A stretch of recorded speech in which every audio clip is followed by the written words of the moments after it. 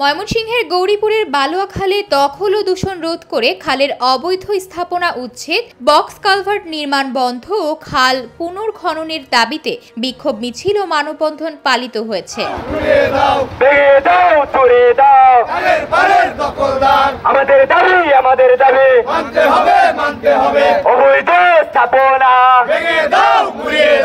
বুধবার বেলা 11টায় গৌরীপুর পৌর শহরের বালুয়াপাড়া মোড়ে গৌরীপুর পৌরবাসী এই ব্যানারে মানববন্ধন পালিত হয়।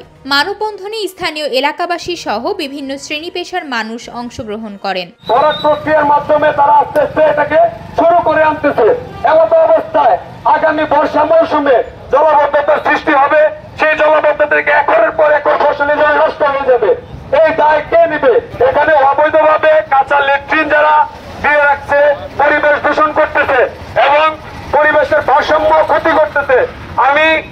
আমি প্রশাসনের দৃষ্টি আকর্ষণ করে বলছি, এগুলো অবিলম্বে উচ্ছেদ করেন, অবৈধ দখলদারিত্ব উচ্ছেদ করেন এবং কালকে পুনরায় তার আগের রূপে ফিরে দেন, পানি প্রবাহের জন্য উপযোগী করে তুলেন।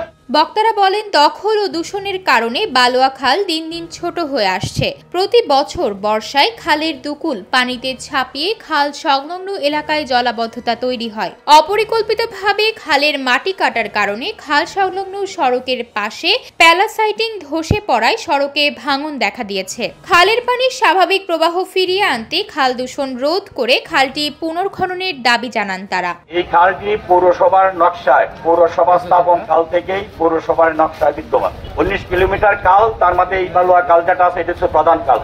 এখানে পানির যে প্রবাহ, এই প্রবাহের কারণে প্রায়ই ওই বিভিন্ন দক্ষিণাঞ্চল, পৌরসভার দক্ষিণাঞ্চল এবং পৌরসভার পশ্চিমাঞ্চল প্রচুর পরিমাণে যখন বৃষ্টি হয়, পানিতে জলাবদ্ধতা সৃষ্টি হয়, এখানে আমাদের ভোগান্তি শিকার হয়।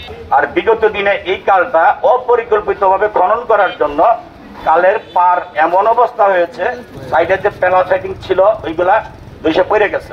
আজকে আমরা এই সাংবাদিক ভাইদের মাধ্যমে যথাযথ কর্তৃপক্ষের দৃষ্টি আকর্ষণ করছি, অবিলম্বে এই কালটি পুনর্খননের ব্যবস্থা, পরিকল্পিত উপায়ে ব্যবস্থা করার জন্য মানববন্ধন শেষে এলাকাবাসী বালুয়াপাড়া মোড় থেকে বিক্ষোভ মিছিল বের করে। মিছিলটি পৌর শহর প্রদক্ষিণ করে একই দাবিতে উপজেলার সহকারী কমিশনার ও পৌর প্রশাসকের কাছে স্মারকলিপি প্রদান করে। আচ্ছা, এখানে আপনাদের এই স্মারকলিপিটা আমি পেয়েছি। এখন সরেজমিন তদন্ত করে আমরা আসলে বিধি মোতাবেক ব্যবস্থা নিব এবং যেটা জনকল্যাণে কাজ হবে সেই অনুযায়ী আমরা ব্যবস্থা নিব।